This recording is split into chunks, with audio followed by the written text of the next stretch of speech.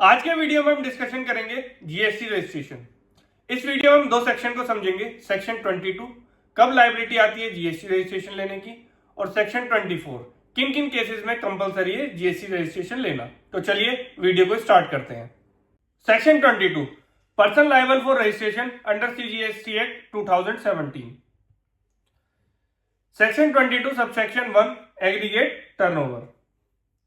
ये section deal करता है जब भी किसी सप्लायर का जो सप्लाई ऑफ गुड्स कर रहा है या सर्विस कर रहा है, अगर एक सर्टेन लिमिट से एग्रीगेट टर्नओवर एक्सीड कर जाएगा तो उसके ऊपर जीएसटी रजिस्ट्रेशन की लायबिलिटी आ जाएगी। तो सेक्शन को पूरा हम रीड कर लेते हैं। Every supplier shall be liable to registered under a GST in a state और यूनियन टेरिटरी।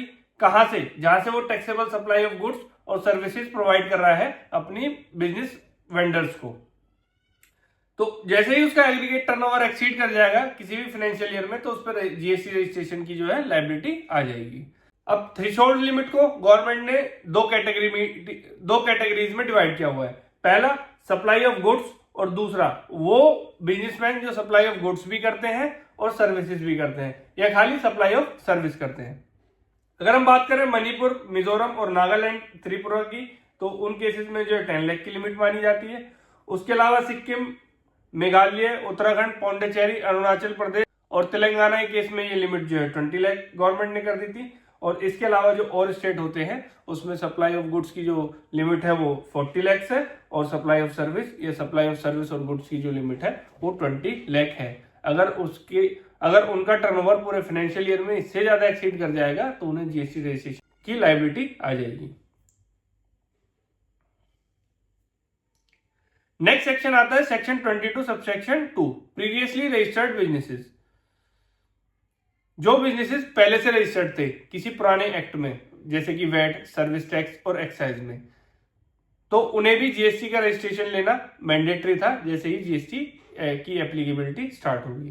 तो every business already registered in earlier laws, VAT हो गया, सर्विस टैक्स हो गया, एक्साइज हो गया, liable to take a GST registration and such person is required to a registered. उसे registration करना पड़ता। एक एग्जांपल से समझ लेते हैं क्या है।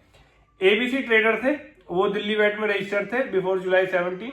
1 जुलाई 2017 को जो है जीएसटी इंट्रोड्यूस होता है, तो एबीसी लिमिटेड जो है पहले से रजिस्टर्ड थे, वैट में रजिस्टर्ड थे, and the turnover above a GST limit, तो वो ऑटोमेटिकली जो है लायबल टू रजिस्टर्ड हो जाएंगे जीएसटी रजिस्ट्रेशन लेने की। ABC trader has to migrate VAT to GST and take a new GST number. Next case आता है ट्रांसफर ऑफ बिजनेस में। सपोज कीजिए किसी एक पर्सन ने अपना बिजनेस दूसरे पर्सन को सेल आउट किया है, और जिसने सेल किया था वो पहले से जीएसटी रजिस्ट्रेशन ले रखा था। तो जैसे ही नेक्स्ट पर्सन होगा जिसको बिजनेस सेल किया गया होगा, जो न्यू ओनर है, उस पर भी रजिस्ट्रेशन की लायबिलिटी आ जाती है। When business is transfer to a new owner must take a GST registration from the date of transfer. जो डेट ऑफ ट्रांसफर होगी उससे जो है आपको रजिस्ट्रेशन लेना है। नेक्स्ट है अमलगमेशन और डीमर्जर के केस में। अगर दो कंपनी अमलगमेट हो रही है, मींस दो कंपनियां थी एक हो गई, या डीमर्ज हो रही है मतलब एक से दो कंपनियां हो गई, कोर्ट के हिसाब से हो रही है, लॉ के हिसाब से हो रही है, कोई अदरवाइज किसी और केस में हो रही है, तो जो भी न्यू कंपनी फॉर्म होंगी उन्हें जीएसटी रजिस्ट्रेशन लेना लायबिलिटी आ जाती है। कब से आएगी? जब से रजिस्ट्रार ऑफ कंपनी जो है सर्टिफिकेट ऑफ इनकॉर्पोरेशन इशू कर देगा। एग्जाम्पल ले लेते हैं। कंपनी ए और बी ने डिसाइड किया वो मर्ज होंगे, एनसीएलटी का ऑर्डर ने अप्रूव कर दिया मर्जर, आरओसी ने इशू कर दिया सर्टिफिकेट ऑफ इनकॉर्पोरेशन 1 जुलाई 2025 को इन नेम ऑफ एबीएलटीटी। जो एबीएलटीटी है उसे रजिस्ट्रेशन लेना पड़ेगा फ्रॉम 1 जुलाई 2025। तो ये सिंपल से 4 केसेस थे। लायबिलिटी कब आती है हमारे ऊपर जीएसटी रजिस्ट्रेशन की। पहला था जब आपका एग्रीगेट टर्नओवर एक्सीड कर जाएगा। सेकंड था आप पुराने लॉ में पहले से रजिस्टर्ड थे तो न्यू में भी होना पड़ेगा। थर्ड था आपने किसी से बिजनेस परचेज किया है और पीछे वाली पार्टी जो है ऑलरेडी जीएसटी में रजिस्टर्ड थी तो आपको भी लेना पड़ेगा। उसके अलावा आया था अमलगमेशन और डीमर्जर का केस जो कि कंपनी के ऊपर अप्लाई होता है। Section 24 compulsory registration in certain cases. कुछ केसेस हैं जिसमें गवर्नमेंट ने डिसाइड किया हुआ है कि इन केसेस में जो है कंपल्सरी आपको रजिस्ट्रेशन लेना है। सेक्शन 24 पहला केस आता है person making inter state taxable supply. कोई भी पर्सन अगर एक स्टेट से दूसरे स्टेट में गुड्स को सप्लाई कर रहा है तो उसके ऊपर मैंडेटरी जो है रजिस्ट्रेशन आएगा। सपोज कीजिए पर्सन ए दिल्ली में है और उसको गुड्स सोल्ड आउट करे उसने यूपी में या मध्य प्रदेश में, तो उसे मैंडेटरी रजिस्ट्रेशन लेना है। वहां पे जो है कोई भी थ्रेशोल्ड लिमिट जो है ट्रीट नहीं की जाएगी। तो इस केसेस में जो है कंपलसरी रजिस्ट्रेशन लेना होगा जब भी वो इंटर स्टेट सप्लाई करेगा। लेकिन इसमें गवर्नमेंट ने 2 एक्सेप्शन डाल दिए हैं। 2 केसेस में आपको जो है कंपलसरी रजिस्ट्रेशन नहीं लेना, उसके लिए आपको एग्रीगेट टर्नओवर की लिमिट क्रॉस होगी तभी आप वो रजिस्ट्रेशन लेंगे। पहला है supply of taxable services. Services के केस में जो है कंपलसरी नहीं है, जब आपकी थ्रेशोल्ड लिमिट एक्सीड करेगी तब आपको रजिस्ट्रेशन लेना है। दूसरा केस आता है हैंडीक्राफ्ट गुड्स, जो भी हाथ से बने हुए होते हैं, जो भी क्राफ्ट्स वगैरह होते हैं या पोर्ट्स हो गए हाथ से बनाए, उन केसेस में अगर आप इंटर स्टेट सप्लाई भी करते हैं तो जब तक आपकी थ्रेशोल्ड लिमिट एक्सीड नहीं कर जाएगी आपको जीएसटी रजिस्ट्रेशन लेने की जरूरत नहीं है। तो इस केस में भी कंपलसरी रजिस्ट्रेशन नहीं होगा।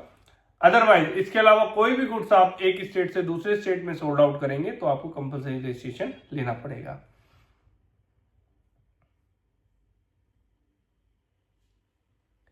नेक्स्ट केस आता है casual taxable person CTP making a taxable supply. Suppose कीजिए किसी पर्सन का जो है बिजनेस जो है दिल्ली में है, लेकिन कोई भी एक ट्रेड फेयर लगा या मोटर एक्सपो लगा मुंबई में और वो वहां सर्टेन कुछ दिन के लिए वहां पे अपना जो है कार्ट लगाने पहुंच गए, तो इस केस में जो है कंपलसरी रजिस्ट्रेशन लेना है कैजुअल टैक्स पेयर को, जो भी है making a taxable supply compulsory registration लेना है। इसमें भी गवर्नमेंट ने एक एक्सेप्शन डाला हुआ है और वो है हैंडीक्राफ्ट गुड्स का। तो हैंडीक्राफ्ट गुड्स तब रजिस्ट्रेशन लेंगे जब उनका एक्सीड कर जाएगा टर्नओवर, जो भी लिमिट हमने डिस्कशन करी थी सेक्शन 22 सबसेक्शन 1 में।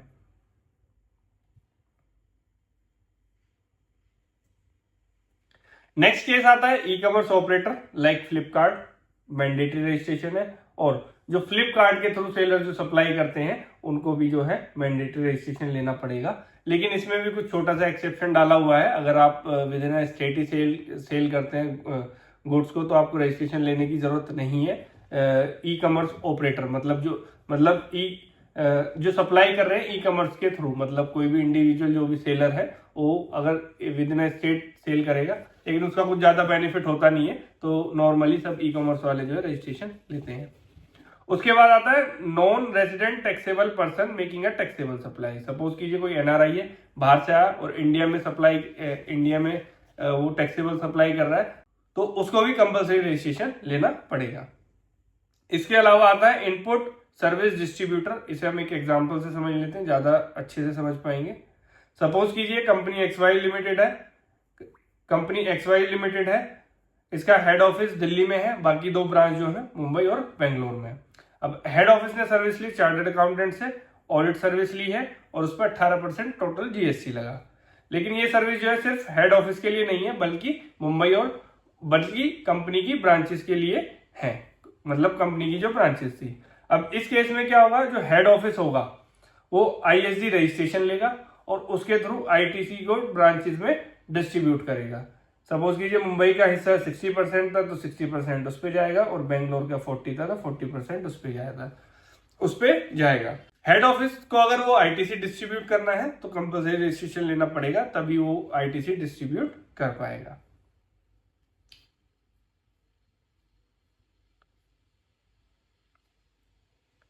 नेक्स्ट केस देख लेते हैं। Person required to deduct TDS under GST. एक जीएसटी इनकम टैक्स में डिडक्ट होता है और एक जीएसटी में भी है सेक्शन 51 में। तो इसे एक एग्जांपल से समझते हैं, ज्यादा बेहतर आप चीज को कनेक्ट कर पाएंगे। हाँ, पहला आता है टीडीएस अंडर जीएसटी। सपोज कीजिए पीडब्ल्यूडी डिपार्टमेंट है, वो स्टेट गवर्नमेंट का है और उसके ऊपर लाइबिलिटी है कि आपको भैया 2% टीडीएस काटना है, तो पीडब्ल्यूडी डिपार्टमेंट को मैंडेटरी रजिस्ट्रेशन लेना पड़ेगा। अब हुआ क्या इस केस में, उसने कॉन्ट्रैक्ट दिया 10 लाख का कॉन्ट्रैक्टर को रोड रिपेयर का, रोड रिपेयर कर दी, सारा काम हो गया। उसके बाद पेमेंट की बारी आई, पीडब्ल्यूडी डिपार्टमेंट को कॉन्ट्रैक्टर को पेमेंट करनी है, तो पीडब्ल्यूडी डिपार्टमेंट 2% उनका टीडीएस डिडक्ट करेगा अंडर जीएसटी और उसे डिपॉजिट कराएगा अंडर टीडीएस अंडर जीएसटी में। Contractor will get a credit, उसे उसके टीडीएस जैसे ही रिटर्न डालेगा उसका क्रेडिट मिल जाएगा और उसके इलेक्ट्रॉनिक कैश लेजर में वो रिफ्लेक्ट हो जाएगा। ऐसे सिमिलर सा केस है person required to collect TCS under GST act and section 52 के मतलब उसको टीसीएस कलेक्ट करना है। ये इन जनरल देखा जाए तो आजकल ज्यादातर यूज जो होता है आपका ऑनलाइन प्लेटफॉर्म यूज करते हैं। टीसीएस सेलर है, गुड सेल की है 10 लाख के अमेजोन पे। अब अमेजोन क्या करेगा, अमेजोन को कस्टमर से पेमेंट रिसीव होगी, पेमेंट में से वो 1% टीसीएस रखेगा और उसके अलावा जो पेमेंट होगी वो ई कॉमर्स पे जो सेल कर रहा है उसे ट्रांसफर कर देगा। जो 1% होगा टीसीएस डिडक्ट करेगा 1000 रुपीज और उसे डिपॉजिट करेगा जीएसटी में, और जो सेलर होगा उसे रिसीव्ड हो जाएंगे 99,000 रुपीज, और वो क्लेम कर सकता है जो 1000 रुपए का टीसीएस था जीएसटी की रिटर्न डालकर। तो ये वो केस है। नेक्स्ट केस आता है पर्सन सप्लाई गुड्स और service on a behalf of other as a agent और अदरवाइज। मतलब एजेंट के एज अ एजेंट वो जो है सेल कर रहा है गुड्स की। सपोज कीजिए एक मोबाइल शॉप ओनर है, सैमसंग ने अपना मोबाइल वहां पे रखा, वहां से उस मोबाइल शॉप वाले ने वो सैमसंग का मोबाइल जो है सेल आउट कर दिया, और उसके बाद जो है अपना कमीशन जो है सैमसंग से ले लिया और जो पेमेंट थी उसे कर दी। इस केस में उस मोबाइल शॉप वाले को कंपलसरी रजिस्ट्रेशन लेना है।